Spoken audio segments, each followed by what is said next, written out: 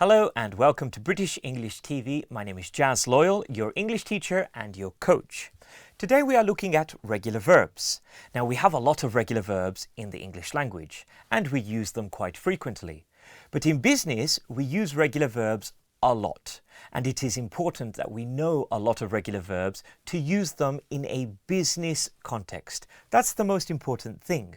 So the first thing to identify is a few regular verbs which we're going to use right now. Now, when I pronounce these words are from a phonetic perspective, and I'm going to give you two versions. For example, the first word is add. This is quite a simple word. That's how it's correctly pronounced. Add. The example sentence is, I will add you to my email list. I have used this sentence many times. Hello James, I will add you to my email list as soon as I get back to the office. Great, so we understand that. Let's move on to the next one. Admire. Admire. So if you have a look at the bottom, you can see the phonetics, admire. However, I recommend that you say admire, okay? And the reason I suggest that is because ed, admire, is a little bit difficult. And if you were to say admire, everybody understands you. If you are at a very high level of English and you want to perfect the English language, then it would be admire. However, if you are learning and you are becoming better and better day by day, I recommend admire. And you will see later on why. The next word is admit. Admit. Now, as you can hear, I'm saying admit, not admit, and the phonetics below, it shows up as admit. Admit. I admit that I made a mistake. I recommend that you say admit. Admit. And the example sentence is, I admit that this project is quite complex. I admit that this project is quite complex. Moving on. Advise. Advise. And again, I recommend you say advise.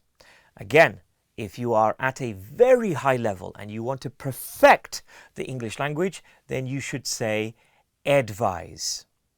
And the example sentence is, I advise you not to start the project as we need approval from my manager.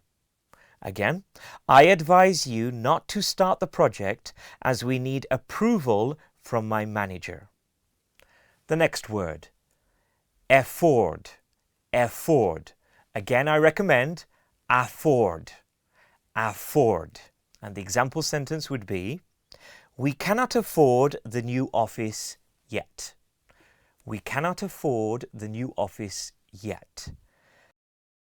So people have asked me, but Jazz, why do you recommend saying advise, or for example, admit, or so forth, when the phonetics show advise?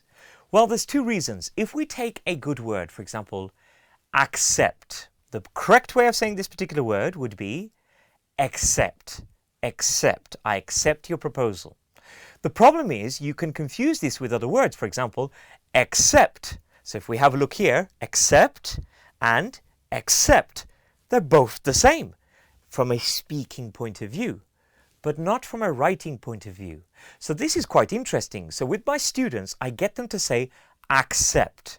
Because if I were to say to you, yes, I accept your proposal, except I do not accept this part of the contract, 95% of people will understand you clearly. But imagine this, I accept your proposal, except I do not accept this part of the contract. It becomes a little bit confusing. Obviously, if you have a very high level of English, you understand the context and it's not a problem. But if you are learning, it can be complicated. So in this case, I recommend you say accept. I accept your proposal, except I disagree with this part of the contract. This is the easiest way to move forwards. As you get better, you can then decide if you want to use the accept pronunciation, which is perfectly fine. So remember, Practice these words. In business, we use them a lot. In fact, I use them every single day, to be honest with you. So my name is Jas Loyal, your English teacher and coach. And remember, speak what you learn. That is the English motto for BritishEnglish.tv. Have a great day.